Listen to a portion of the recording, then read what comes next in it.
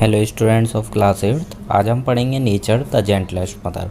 आज हम इस पोएम का एनिमेटेड वीडियो देखेंगे और पोएम ये जो है वो एमिली डिकिंसन द्वारा लिखी गई है, जो कि एक अमेरिकन फेमस पोइट हैं।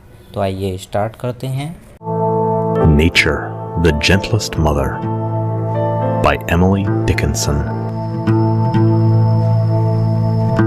Nature, the gentlest mother, impatient of no child, the feeblest or the waywardest, her admonition mild. In forest and the hill, by traveler is heard, restraining rampant squirrel, or too impetuous bird. How fair her conversation a summer afternoon, her household, her assembly, and when the sun goes down,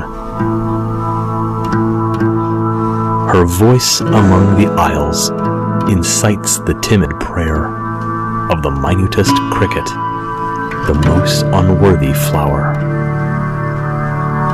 When all the children sleep, she turns as long away as will suffice to light her lamps.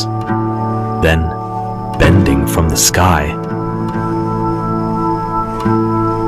with infinite affection and infiniter care, her golden finger on her lip wills silence everywhere.